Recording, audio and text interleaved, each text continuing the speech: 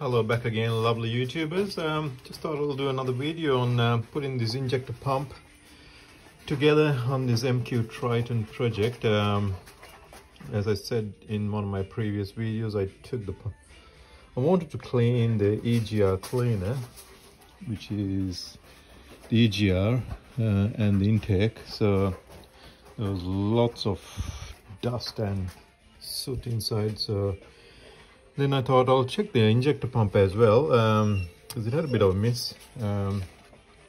And there's a little filter. Have a look at my previous video about how the injector pump works. There's another video.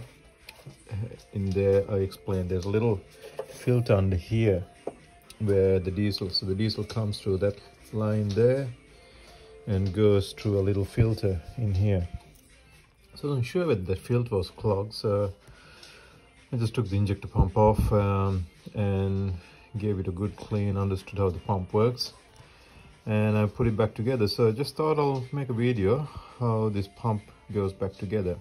It's a fair bit involved, and by no means I'm not a mechanic. I'm an engineer by trade, but not a mechanical engineer, so in civil, but I know to torque bolts, how things work. So just thought I'll make a video for you guys. So this is just for educational purposes only.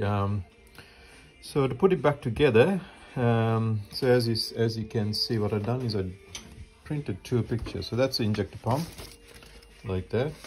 So, and then there's a front wheel, a little spacer, and the nut which goes into that arbor.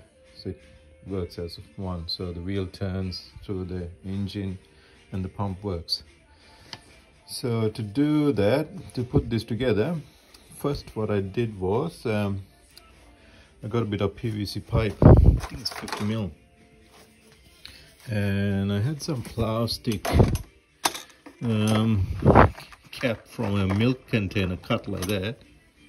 I'm not going to put this together, but that pipe goes in to that middle bit there, like that, and those plastic bits are holding on together. In the future, if someone else is doing it, don't put the plastic, because when you take that pipe off, those plastic could fall down into the into that cover, into the timing chain cover. So I had to put a bit of plastic like that to, as you can see, to hold it when I pull this pipe off, in case it fell down. I have to have a little protector like that to capture those little plastic bits. So if you guys are doing it, make sure you either glue something into that pipe or make it something part of that. Maybe put some glue into those spaces. Anyway, the milk cup container works quite well. So put it like that. Then you got to feed it through there, guys. So imagine if that thing was there, you feed it through there, get it out, and there's 3 timing marks in here. So you need to make sure that timing marks on there. It's changed a little bit, but yeah, make sure. Nicole, can you stop chasing your tail, please? Come here. Come on, sit down. We will go for a run, yeah? No need to chase your tail, buddy. Come on here. Yes, we just done. I just finished working from home. And then, yeah, he's gone crazy, you know. So as soon as I put my shoes on, he thinks we're going for a run. So yeah, make sure that you get your thing lined up. And there's a dot in this wheel. So imagine there's a dot.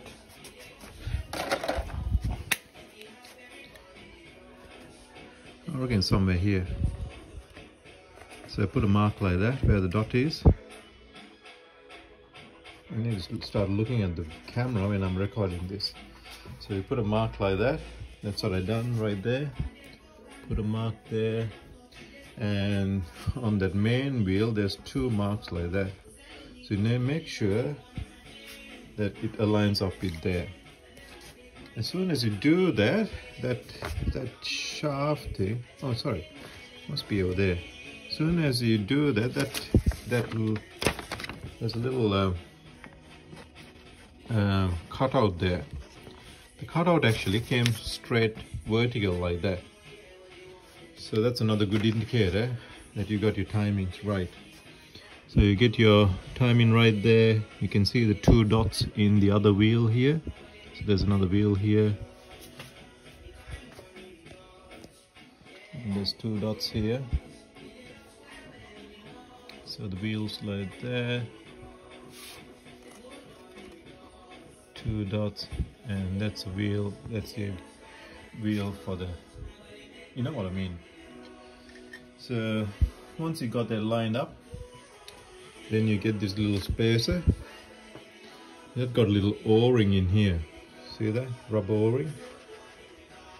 It actually broke last time.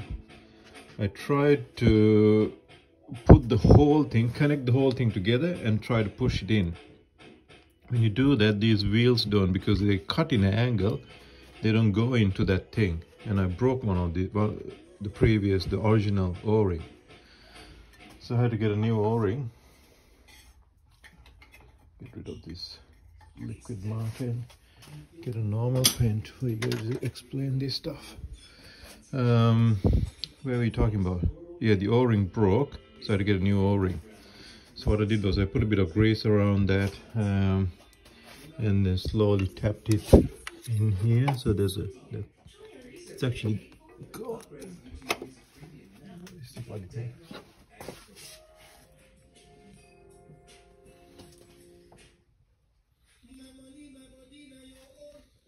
Oh yeah, it's inside. So it's gone. Got a little cutout there. So it sits inside there. So just tap it in, and then make sure that on the injector pump, that cutout is vertical. So turn that pump to make it vertical, and then adjust it and just slowly push it in. It'll take a fair bit of hand-eye coordination to get it in together. And then make sure that those timing marks are still connecting. Put these 2 bolts in. So I had a small socket like that. I just tighten those nuts, and there's another one in. So there's only 2 bolts holding this pump together. And there's actually I think there's a little locker thing which locks it in at the end. I'll do it when I install it. I'll do another video. And then before you tighten that,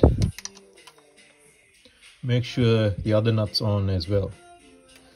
And before you tighten, once again, check that the timing's all done properly. Timing marks haven't been shifted. And then, yeah, pretty much tighten that. And yeah, so that's how the MQMR 4N15 diesel engine injector pumps being installed. I think probably Mitsubishi got a special tool not to use these PVC pipes to install, but it worked all right. And then I torqued that one to spec, torqued the bolts to spec. What else? And this vacuum pump goes in there next.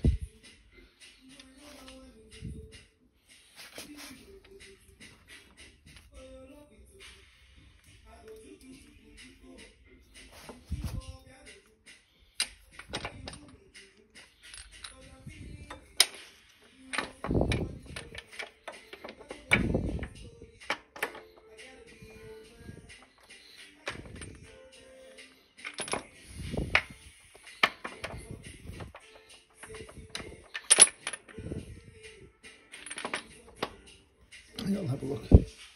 Yeah, the vacuum pump goes in there. Yeah, and then start putting all these other parts together now.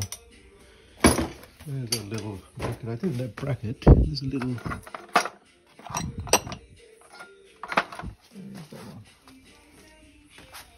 Oh yeah, that one there. So you gotta put all these parts together now.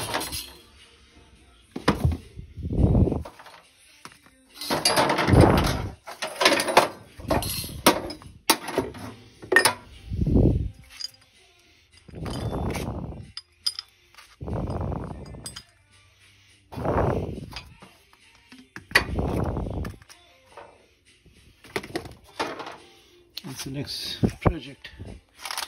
And then I got a couple of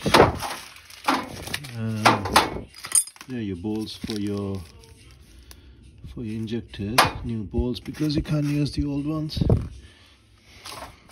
Got a new pressure and common rail pressure sensor, DPF sensor. Yeah, it's a matter of putting these bits and these bits together. So how about I stop this video now? That's 10 minutes, 11 minutes now. So, and then we'll get to the next one. So that's a pressure valve thing. I'm going to replace that one too. I'll give you the part numbers too as I go. I'm putting a new secondary diesel filter as well, so I'll connect that one. All the paint, when I painted the car, I had the whole thing covered, but I reckon when I was painting the front bumper, it's gone through from the bottom and then smoothed the whole freaking thing. And that's what happened, because that was shiny like that. Anyway, just a mist of paint, that's alright. Looks alright though. Alright, thanks for watching, guys. There's other different vehicles which use this pump. I think the Mitsubishi Triton, L200, Strada, MQMR Triton. I think the D-Max must be using this one too. The D-Max and the Toyota Hilux maybe. Yeah, there's a few different brands which use this denser pump, so could be a little bit different, but yeah. Have a look at the other video too, guys. Done a fair bit of research, fair bit of looking at how the pump works. So before I do the next one, I'm going to have a look at these wires. That's what I'm going to do. Get the multimeter and check all these wires. Haven't got any breakages because it was hanging a little bit there. So I'll check all the wires too, if there's any cracks. I'll take the whole thing off, put some new, this cloth tape, I love these ones. Cloth tape. Don't need the box anymore. Alright, thanks guys. Until next one, catch you later. Take care.